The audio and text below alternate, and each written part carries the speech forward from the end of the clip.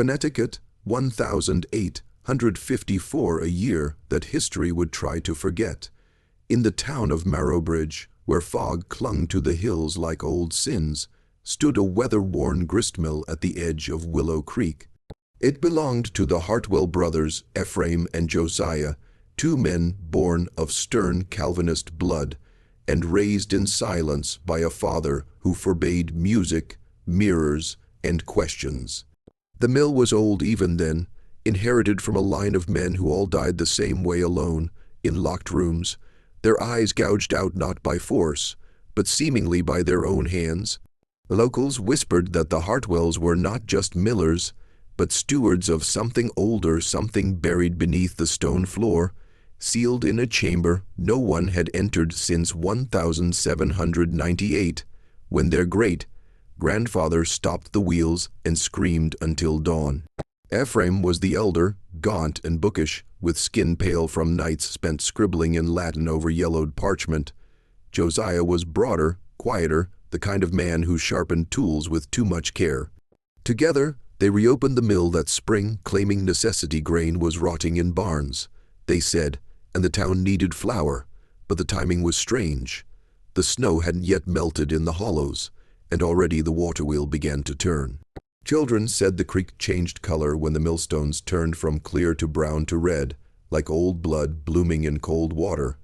A carpenter from town refused to work there after hearing voices through the floorboards, weeping and humming in a key no instrument could match. And yet flour was delivered, bread returned to tables. The town dared not question it. They were hungry, and the Hartwells were supplying what the land would not. But what they ground was not just wheat. In the spring of 1854, a girl named Lily Morningside disappeared near the creek. Her bonnet was found snagged on the roots behind the mill. The sheriff asked questions. Ephraim offered tea and quoted scripture. Josiah just smiled. The mill never stopped turning that year, even when the rains flooded the valley, even when the creek ran dry. And when the first body turned up, drained and eyeless, no one knew that Marrowbridge had already been lost. Not to murder, but to ritual. In the attic of the Hartwell house, a sagging structure that leaned toward the mill like a conspirator, sat a locked chest that hadn't been opened in over 30 years. Town lore said it held tax records, maybe old deeds. But one spring evening, as thunder rolled in from the hills, Ephraim unlocked it with a key hidden inside the spine of a family Bible. What he withdrew was not paperwork. It was a leather-bound book, too supple for cowhide, its cover etched with symbols no reverend would dare name. The Ledger of Hollow Names, Ephraim called it, though no one else would ever see its contents. He began reading aloud from it by candlelight, voice trembling, eyes dry. Each night after, strange winds circled the house, despite still trees. Stray dogs howled as though summoned, and Josiah, who once shunned books entirely, began carving sigils into the wooden beams above their beds. One morning, the church bell rang once. No one had pulled the rope. The pastor, Reverend Thistle, investigated and found nothing, but he noted something else. All the pew hymnals had been turned to page 54, a blank page. One scrawled word had appeared in black ink on every single one, accounted. In the weeks that followed, townsfolk began to vanish. Quietly, without protest, as if forgetting their place in the world, a child here, an elder there, their homes remained untouched. Their names faded from the town register, as if they had never existed. Some claimed they had seen them near the Hartwell mill, walking in single file toward the water wheel, barefoot and pale, their eyes fixed on something unseen. The sheriff returned, this time with more resolve. He found the door to the mill unlocked, but the brothers gone. What he did find was worse, a stone slab beneath the floorboards, pulsing faintly, not glowing, but breathing. He fled that night and never returned to Marrowbridge. By midsummer, the townsfolk spoke of the price. They said the Hartwells had struck a bargain with something beneath the mill, something that did not take coin, but names, lives, lineage, and in the attic, Ephraim turned another page in the ledger, smiled, and whispered, We are nearly cleansed. By July of 1854, something had begun to shift in the very air around Marrowbridge. The townspeople spoke less, kept their shutters drawn, and crossed themselves when passing the Hartwell Mill, a towering structure of rotted pine and riverstone, its wheel creaking endlessly, even when the river ran still. The younger children whispered that the wheel didn't spin with the water, but against it. Those brave enough to linger near the property claimed they could hear voices rising from beneath the wheel, not echoes or wind through the beams, but actual speech. Faint, rhythmic, and sorrowful, it wasn't in English. It wasn't in any language they could place, but it resembled chanting. A broken choir murmuring to no one above and everyone below. When a carpenter named Elijah Prout went missing while delivering timber to the Hartwells, his brother Amos went looking. He returned 3 days later, shoeless, with dried mud on his lips and a streak of blood across his chest, but he refused to speak. Not a word, not even to his own wife. He only sat at the edge of town with his head bowed and his ears plugged tightly with cloth, as if desperate to keep some sound from re-entering him. Reverend Thistle called a meeting at the church, urging the townsfolk to resist the Hartwells' influence. He warned of old sin returning of the days before Christianity reached these hills, when the land was said to be home to those who kept no graves. But his voice trembled, and no one followed him home that night.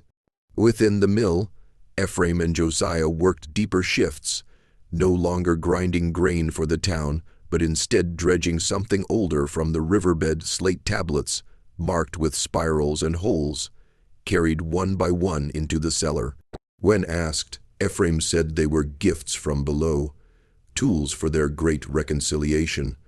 More than one person swore they saw a firelight inside the mill at all hours, but no smoke, no heat. Just flickering light behind the windows and a pulsing red beneath the floorboards that no storm could extinguish. And late at night, those who listened carefully could still hear the rhythmic churning of the water wheel, accompanied now by what sounded disturbingly like breathing slow, deliberate, and just out of sync with human life. It was in late August when the first child claimed to see someone beneath the mill. Not inside, not around, but beneath in the dark hollow between the grinding floor and the slote, churning water. Jonah Fletcher, the 8-year-old son of the baker, came home shivering, his clothes soaked and his voice cracking like split bark. He said he had wandered too close to the mill while following a stray dog. The animal had darted between the foundation stones, yipping, and Jonah had crawled in after it. What he found under the great slats was not the dog, but a boy pale wide-eyed and pressed between the sacks of spoiled grain. But the boy wasn't hiding, he was watching. Jonah described him in shaking detail. His mouth was open but not breathing. His neck was twisted wrong, but his eyes moved. He whispered, but not to me. When asked what the boy had said, Jonah looked straight into his father's face and muttered. He asked if I had brought the second tongue. The Hartwells denied the existence of any such boy. They claimed the child must have had a fever, that perhaps he had seen his own reflection in a pool. But Jonah remained afraid to sleep, often muttering in his dreams. Not the root, not the tooth, not again. A week later, one of the Hartwells' hired hands, a mute man named Lyle Corbin, disappeared from the grain loft. No sign of struggle, no tracks in the dust. Just a small trail of cornmeal leading to a trapdoor that had never existed before, now sealed shut, nailed with iron pegs that weren't rusted but still smoking as if freshly forged. The Reverend returned with others to confront Ephraim Hartwell. They found him at the edge of the mill pond, barefoot and humming, drawing concentric circles into the mud with a bundle of straw. He asked if they'd heard the song, yet the coming song, as he called it. We grind more than grain now, he said, smiling in a way that showed every molar. We grind what they left here, what was buried in the water before men built names. That night, the first fog rolled in, not from the sky, but from the ground, cold, thick, and copper-scented. And from beneath the mill, the children began to hear knocking. By early September of 1854, Harlow Creek no longer moved like water. It churned as if something stirred beneath it, unsettling the silt. The townsfolk stopped washing linens in the shallows. Fishermen reported nets coming back tangled with bone, like splinters and lumps of hair. One child, Harriet Loam, was found at the bank sobbing uncontrollably, clutching a bundle of sodden cloth she insisted was the river's baby. Inside the bundle was a stone, wrapped in burial gauze, warm to the touch. What terrified the townspeople most wasn't the object. It was that Harriet claimed she had been given the bundle by the pale man with the throat full of teeth. 2 days later, the water wheel at the Hartwell mill turned counter-clockwise for the first time in memory. It shouldn't have been possible. The mechanism was locked to the current, but it groaned in reverse, the paddles creaking as though pushed by invisible hands. Ephraim Hartwell did not deny it. Instead, he stood beside it, arms folded behind his back, and said, "The mill has remembered its purpose. The river is only delivering what we lost." Local historian Edwin Mearl took it upon himself to investigate the origin of the Hartwell mill. What he found disturbed him enough to leave town within days. The land on which the mill was built had once been part of a Quinebog village, its name stripped from maps, its memory devoured by early settler records. According to a single surviving document held in an attic chest, the area was once believed to be a crossing ground, where offerings were buried in the shallow earth to quiet the ones who do not pass. The settlers, of course, had built directly on top of it, and the Hartwells had dug deeper than anyone else, their mill's foundation reportedly going down 9 feet, lined with stones older than the state itself. Edwin's final note, left behind in his boarding room, simply read, "They weren't grinding grain at first. They were burying what screamed." The following night, the river ran red for 3 hours, though no rainfall had come, and no bodies were ever recovered. Livestock refused to drink from the creek after that. Neither did the townsfolk, but Ephraim Hartwell did. He drank directly from it, with both hands, and when he lifted his head, he smiled wide with teeth that no longer looked like his own. In the attic of the Hartwell home, buried beneath oilcloth and pest-ravaged hymnals, was a narrow wooden box lined with red velvet. Inside lay a series of small, leather-bound ledgers, dated not by year, but by moon phase. These were not business records. They were something else entirely. The ledgers belonged not to Ephraim, but to Thomas Hartwell, the elder of the 2 brothers, born 9 years before the mill was raised, and absent from public life by the time it opened. According to town records, Thomas had died of fever as a teenager, but the entries in the ledgers continued for decades beyond his supposed death. The writing was angular, scraped deep into the pages as if gouged in haste or ecstasy. And it was not written in English alone. Sprinkled throughout were passages in Latin, Algonquian, and an unidentifiable script, loops and slashes that did not belong to any known language, but the parts that were legible were disturbing enough. "August moon, 1849, she sang through the boards. The song bent the rats into circles. We must not burn her, the ash remembers. New rain, 1852, he delivered another, teeth like slivers, buried under the stones again. The wheel cries out when they touch iron." First frost, 1853. Ephraim broke the vow, took her down in the night. She walked again by morning, had to grind her whole. The flower stayed pink. The she, mentioned in the entries, appears multiple times, never named. But from context, it becomes clear. A girl, possibly not a girl at all, had been kept beneath the mill for years, buried, unearthed, buried again, and each time she came back, different. Most damning of all was the final entry, Blood Moon, 1854. He's taking them now, from the town, from their beds. I hear the bellows at night and the hush that follows. I was the first to die. I'll be the last to be eaten. The implication was impossible to ignore. Thomas Hartwell had not died, not truly. He had been sacrificed, buried beneath the mill or ground within it, and somehow endured. His body may have perished, but his awareness, his voice, lingered. It was as if the mill fed on more than flesh. It harvested identity, memories, voices, fear, and stored them like grain in a silo of the soul. By the time the ledgers were discovered in 1931, the writing on the last page had bled through 10 layers of parchment. When held up to candlelight, the impressions formed a new shape entirely, a circle of teeth, a millstone, a mouth. By 1854, villagers reported something strange about the sound of the Hartwell mill. In the earliest years, the grinding wheel turned with a steady groan, wood on stone, predictable, rhythmic. But in late autumn, just weeks before the first child disappeared, the sound began to change. It wasn't a mechanical failing. The gears had been freshly oiled, the axle reinforced, the wheel, immense and black with algae, spun without resistance, and yet the sound it made now was vocal. Locals described it differently depending on who you asked.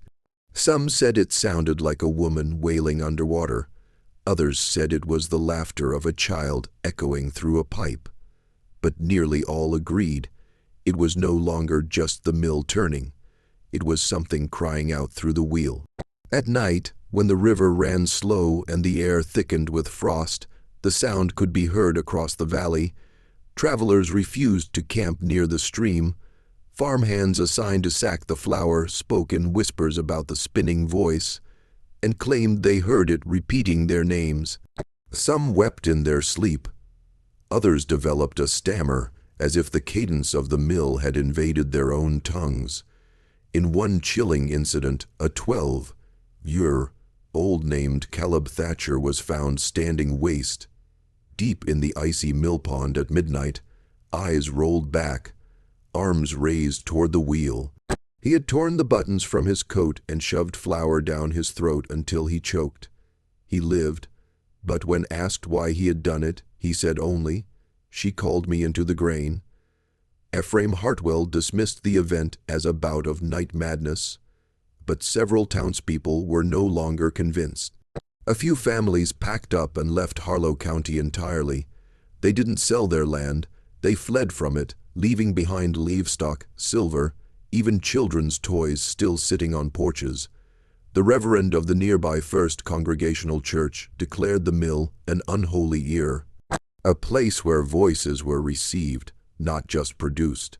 He claimed the water wheel was listening, that the turning wood absorbed stories, confessions, and grief, and sent them spinning back into the world, twisted and hungry. What disturbed the townspeople most wasn't just the idea that something spoke through the wheel. It was the growing suspicion that it understood, and worse, that it was remembering everything. In early December 1854, as the river began to freeze and the days darkened before supper, the mill's flour started behaving. Oddly, at first it was subtle. A few workers noticed that sacks of milled grain, normally stacked in precise rows near the drying room, were slightly shifted by morning. A few grains spilled here, a footprint there. Ephraim blamed careless hands, but then came the twitching. Several times a week, Ephraim would enter the mill alone to inspect the grinding chamber. What he described, and what others later corroborated, was dust that pulsed on the floorboards. Not like a breeze, not like settling powder, but breathing. Tiny clouds that lifted and fell in a rhythm, and when disturbed, the flour didn't scatter, it retreated. At first he kept it quiet, not wanting to alarm the townsfolk. But then came the event that could no longer be ignored.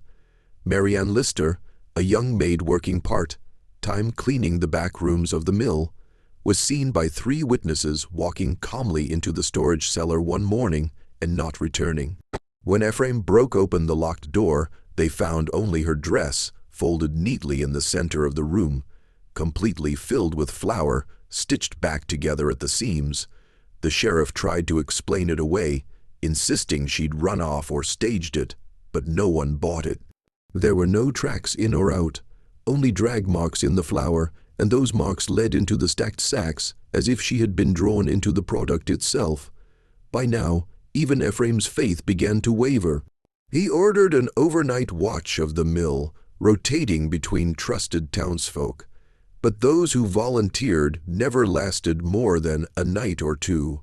One awoke vomiting, another claimed his eyes wouldn't stop twitching after looking too long at the turning wheel.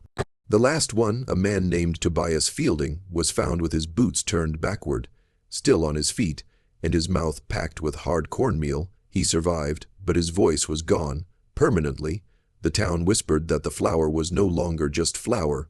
It was a carrier, something that held more than grain, something that remembered the voices, the secrets, the cries, and when disturbed, responded. Those who breathed it too long complained of dreams. Not nightmares, memories that weren't theirs, dreams of tunnels, screaming, grinding teeth, and a voice in the powder saying, "I never left." It was the town's physician, Dr. Aldous Crane, who finally demanded an investigation, not of the disappearances, but of the ledgers kept by the Hartwell brothers. He'd long treated minor injuries from the mill, blisters, strained backs, grain, lung, but recently he'd begun noticing gaps. The men and boys he had once treated were no longer seen. No funerals, no families in mourning, just names, gone. When Dr. Crane demanded access to the mill's employment records, Ephraim refused, but the townspeople, emboldened by fear, sided with the doctor. A small group, Dr. Crane, Reverend Silas Howe, and the town clerk, forced their way into the office above the grinding floor. What they found was not merely troubling, it was impossible. The employment ledger, thick and yellowing with age, contained names that didn't match any of the town's census records, dozens of them, hundreds. The handwriting shifted styles as the years went back. Some entries were written in ink that had long faded to brown, others in soot or charcoal, but every name was followed by the same last column, settled. No dates, no notes, just that one word. And on the back of the ledger, a pressed handful of mill dust had been smeared in a pattern, unmistakably shaped like a handprint, not child-sized, not adult, something between, elongated, warped, like the hand of someone caught halfway between becoming and disappearing. Reverend Howe, pale as ash, began whispering Psalm 23 until his voice cracked mid-verse. The clerk dropped the ledger and fled. Only Dr. Crane remained, staring at the final page. There, beneath the newest entries, was an empty space, 4 lines down, and then Crane Aldous settled. Written in handwriting none of them recognized. The physician left the mill in silence. That night, he locked himself in his home and began burning every medical record he had. According to townspeople, he died 2 weeks later from a sudden seizure, though the body was never viewed publicly. The coffin, when buried, was reportedly too light. Rumors spread quickly. The mill was keeping its own records, its own history, writing people in and writing them out.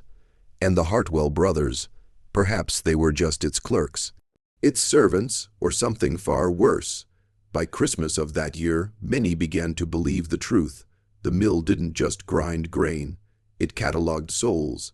In January of 1855, a man named Elias Treadwell arrived in Hartwell Hollow. He wasn't from the area. His accent hinted at the lowlands of Georgia, and his boots carried the red dust of places drier than Connecticut. But he wasn't a drifter. He had money, a strange conviction in his step, and a purpose unknown to the townspeople. Treadwell took lodging at the old Mason boarding house, and within a week he began working at the Hartwell mill. The brothers accepted him without question, oddly eager even. But what caught the town's attention wasn't his arrival. It was the fact that he left, twice. On the first occasion, after just a month at the mill, Elias packed his satchel, paid his debts, and boarded the stagecoach. But 3 days later he returned. When the driver was questioned, he swore Elias had gotten off in the next county and disappeared into the woods without explanation. Treadwell wouldn't speak of it. The second time he left was different. Witnesses say he stood in front of the mill for hours before walking off into the fields. No horse, no coach, just his boots and his bag and a length of rope slung across his chest. It was February. Snow covered the ground in thick sheets. He shouldn't have lasted a day, but 10 days later, at dawn, he was seen again, standing at the edge of the mill pond, soaking wet, shoes missing. And worse, his face changed. His features drooped not with age, but like softened wax held too near a flame. His speech was slurred. He couldn't remember his own name, but he kept repeating one phrase: "I wasn't the first. I wasn't the first." He was taken in by the church, but he refused food. He feared water. He could no longer write. When Reverend Howe placed a pen in his hand, Treadwell scratched spirals into the wood table, muttering in a tongue no one recognized, until the word Ephraim slipped out over and over again in a voice no longer his. The Reverend insisted it was possession. Others whispered it was something worse, a return. A return from where, that spring, Elias vanished for good. His room was found empty, save for the rope, coiled neatly on the bed, and a handful of black dust spread across the floor. To this day, no one knows what pulled him back to the mill. But everyone remembers what he said before his final disappearance. "You don't leave, not really, you just split." In the spring of 1855, Abigail Hartwell, youngest sister of Ephraim and Nathaniel, began writing letters. No one in Harlow County knew much of her. She had been sent away to Boston as a child after falling ill with something her family never named. Rumors whispered of seizures, of fits where she spoke in voices that didn't belong to her. Others claimed she would draw impossible symbols into the frost on her window panes. Whatever the truth, her brothers never spoke of her. Some in town didn't even know she existed. But then came the letters, stacked and unmailed, discovered decades later in the attic of the Hartwell estate, bundled in silk ribbon and sealed with red wax that cracked like old skin. Each was addressed not to a person, but to the mill itself, to the stones that grind what is not grain, to the black room beneath the flume, to the voice that lives behind the wheel. The letters are not the writings of a madwoman, though they verge on the unearthly. Abigail's script is elegant, measured, but what she describes is unsettling. She speaks of echoes that reached her even in Boston, wet whispers in her sleep, the scent of rust and old river water filling her lungs, and dreams where her brothers stood ankle deep in something dark, holding sacks not of flour, but bone.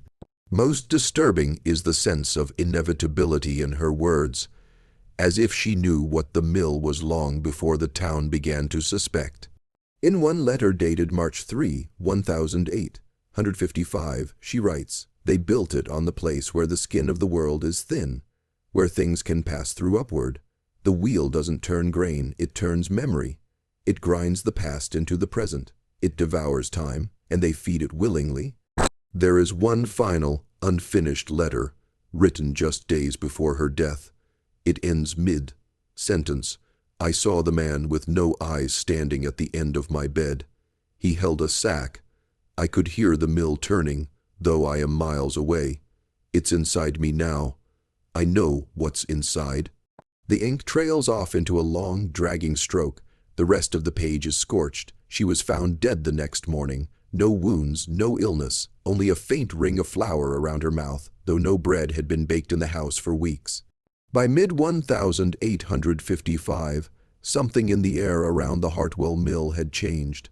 The river churned sluggishly, and the fishers spoke of a stillness beneath the surface, as if something large and buried had simply stopped breathing.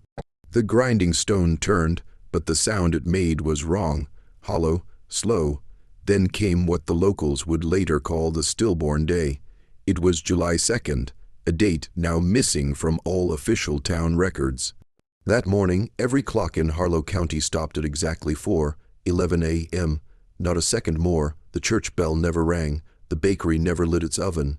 Every newborn calf in the county was found dead, eyes open, breathless, their bodies already stiff though the air was still warm. Children refused to speak. Some wouldn't leave their beds. Others simply pointed to the window and cried until their voices gave out. At the mill, the workers who arrived at dawn found the flume dry, though the river upstream still roared. The great wheel, so essential to the Hartwell's trade, stood locked in place. its shadow curved unnaturally on the gravel, as if it bent the light around it. No one saw Ephraim or Nathaniel that day. Their house was dark. The smoke from the kitchen chimney curled in a straight column to the sky, unmoving, as though trapped in glass. A group of town elders, led by Reverend Calder, walked to the mill in the late afternoon. Their goal, it was said, was to pray the rot away, to bless the stones with holy water, to bring back what had been lost. None of them returned. When night fell, the air grew colder than it had any right to in July. A thin mist bled from the base of the mill and slithered up into the town. Dogs wailed in their sleep. Horses bucked in their stalls, eyes rolled white. In the morning, the mist was gone. So was Reverend Calder. So were the 6 elders. Only their shoes remained, lined neatly at the edge of the flume, untouched by dust, as if placed there in worship. Ephraim Hartwell was seen at sunrise the next day, standing on the mill's roof. Barefoot, shirtless, his hands caked in something not quite flour. He was smiling. When asked what happened, he simply said, "The mill has taken its tithe." The town tried to move on, though nothing felt quite real in Harlow County after the stillborn day. Stores opened, but no one lingered. Church services resumed, but the pews remained half empty. Farmers reported animals refusing to walk east past the mill road. Children whispered of figures watching them from cornfields. Gray, bent things with mouths that didn't open but still screamed. Then came the ledger. It was Mrs. Lorna Deeks, an aging seamstress and widow, who discovered it. She had sewn curtains for the Hartwell household years prior, and claimed Ephraim once gifted her a Bible bound in oxblood leather. One day in late August, she opened the family heirloom and found a smaller book hidden inside its hollowed center, a worn, handwritten ledger with no cover and pages that smelled of damp ash. At the top of the first page were 5 words, scrawled in shaky ink, the ones who were owed. Below that names, dozens of them. Some were crossed out. Others were underlined in red, but they weren't just names. Next to each entry were details, dates of birth, professions, strange notations like tithe satisfied, or insufficient offering. The names included people who had disappeared over the past year, the missing reverend, the vanished elders, even a young girl named Lisa Morrow who drowned mysteriously weeks prior in an inch of bathwater. And then, in bolder ink, a list of future entries, people who were very much still alive, children, town elders, a sheriff's deputy, and in larger, more jagged script, the name, Nathaniel Hartwell. Final rumors spread quickly. Townsfolk began watching their backs. Neighbors stopped trusting each other. Even the air grew bitter with suspicion. Mrs. Deeks, after sharing the ledger with only 3 others, vanished from her home. Her front door remained locked from the inside. The only clue, a page torn from the book, left nailed to her kitchen wall. It read, "The mill remembers. Sheriff Billings attempted to seize the ledger." By the time he reached the church where it had been stored for safekeeping, the place had burned to the ground. Only the altar remained, blackened and upright, with the smell of flour and smoke still thick in the air. No one ever found the ledger again, but in the months that followed, the names that had been underlined in red, they vanished, one by one. By the fall of 1855, Harlow County had become a place of hushed voices and guarded eyes. No one spoke openly of the Hartwell Mill anymore. It still stood, all and perfectly intact, but no smoke issued from its chimney, and no one dared cross its gates. Nathaniel Hartwell, who once strode proudly through the town with the air of a savior, had vanished from public sight entirely. His windows remained shuttered. His land, once buzzing with workers, lay silent, but something was still working inside. In mid-September, farmers along the northern edge of the county began reporting strange changes to their crops. Corn grew twice as tall, but when harvested, the husks were dry and hollow, as if whatever grew had only been a shell. Wheat fields turned golden 2 weeks early, yet any bread baked from it molded black within a day. A family in Bell Hollow claimed their apple orchard blossomed overnight under a blood moon, and by dawn the fruit was already rotting on the branch. People whispered it was the mill, not just a place of grinding grain, but of taking things, draining the life from the land to feed something unseen. Then came the first frost. It struck weeks before expected. Livestock froze where they stood. Entire chicken coops were found stiff with dead hens, their eyes wide open, beaks ajar, as if they'd seen something in the dark that no bird should see. And still, the Hartwell mill remained untouched. The land around it was warm. A haze hung over the soil. Some said they heard machinery echoing faintly just before dawn, though no one had entered the place in months. One night, 3 local boys dared each other to touch the mill's outer walls. Only one came back. He didn't speak for days. When he finally did, he said the stone was warm, that it pulsed under his hand like a heart, that the large water wheel, long thought to be still, was turning slowly without water, with something groaning deep within the foundation. Most chilling of all was his final sentence. It knows our names now. That fall, 10 more names from the ledger went missing. No signs, no bodies, only open doors, wilted crops, and that slow, rhythmic sound echoing across the fields. By November of 1855, the town elders gathered in secret. Men who once scoffed at superstition, now pale and sleepless. The minister, the doctor, the sheriff, and 2 surviving members of the town's founding families. They met beneath the chapel in the crypts, where the stone was thick and the candles burned low without flicker. In the center of their circle lay the Hartwell ledger, now locked inside a box lined with iron shavings and salt. The pages had changed again. The ink had begun to bleed through the parchment, darkening into new shapes. 10 more names, none of which had been written by human hand. Beside each, a date.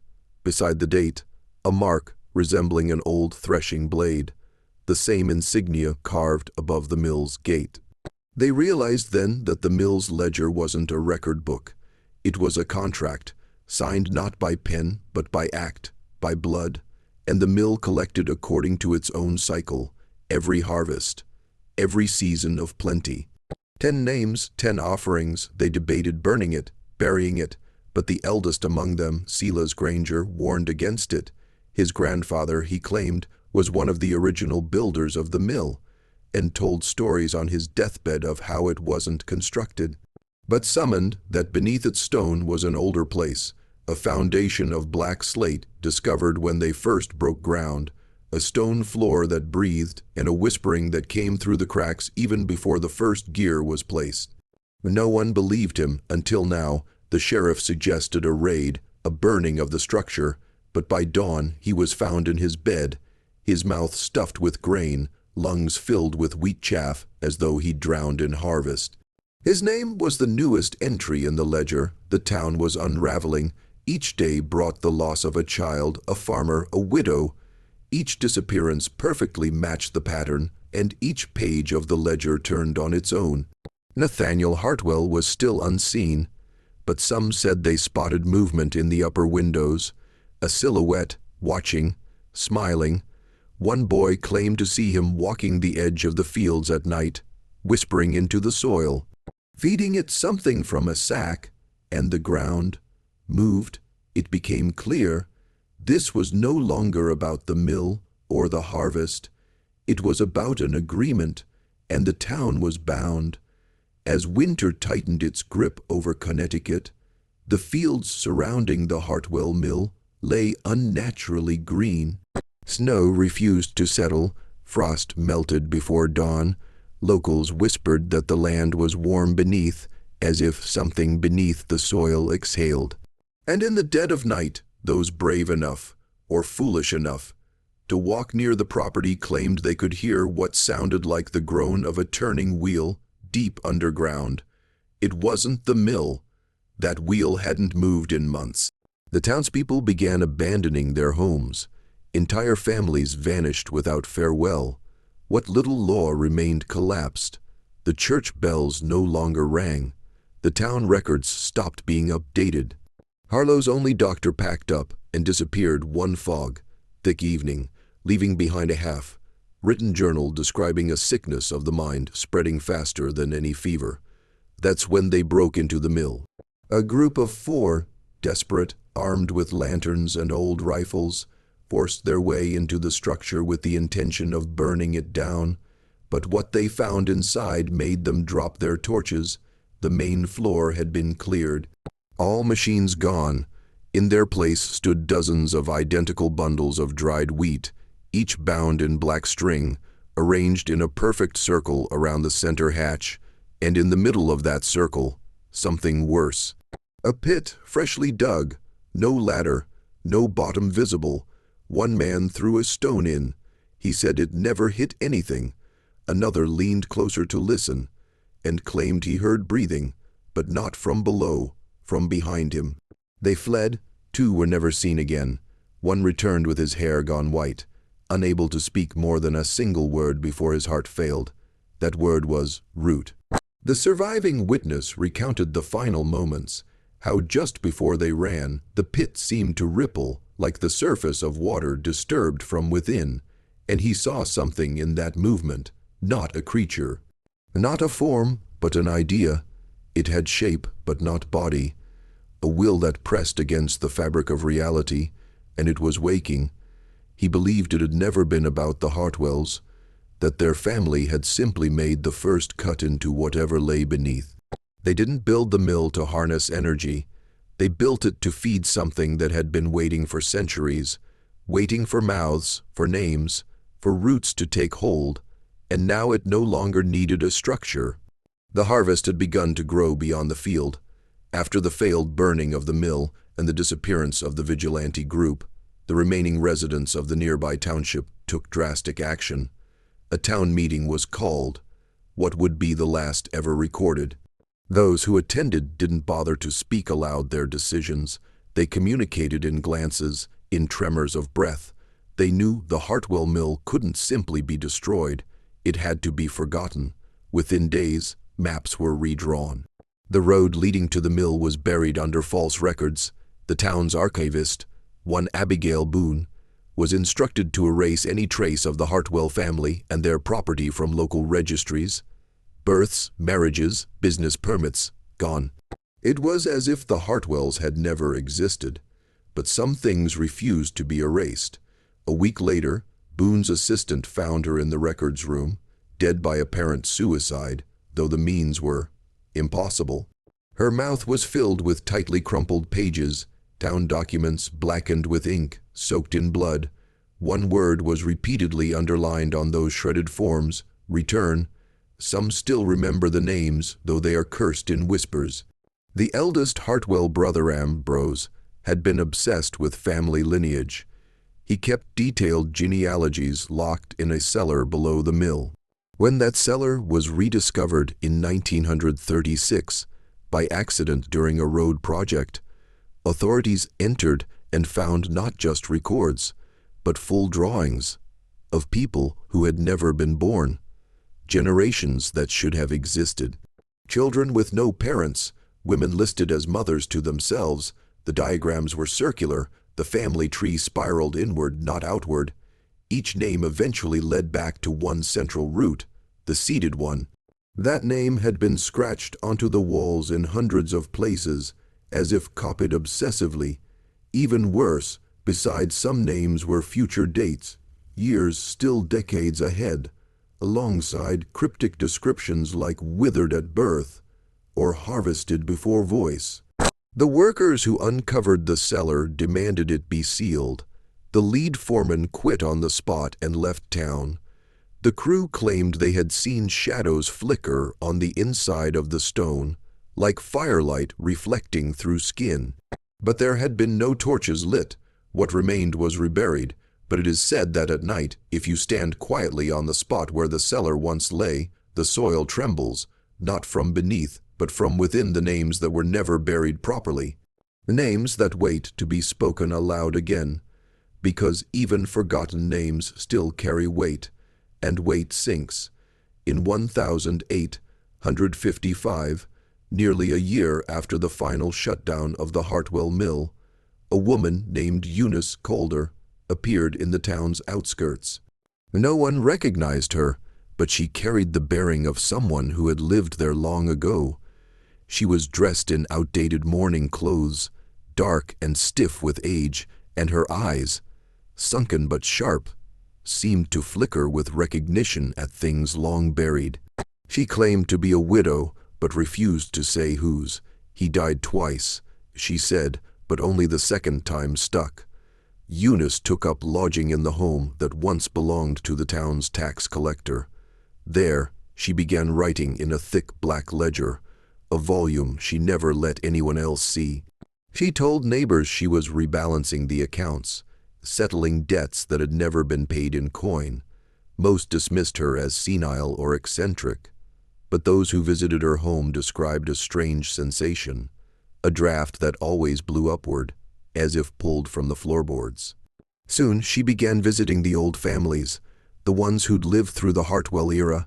She carried no baskets, no greetings, just the ledger. One by one, she asked for the names of their grandparents, then their great-grandparents. "I'm reconciling the blood," she'd whisper. Too many branches were grafted from rot. And something changed after she left. Children began sleepwalking. Adults were found whispering at their hearths to no one.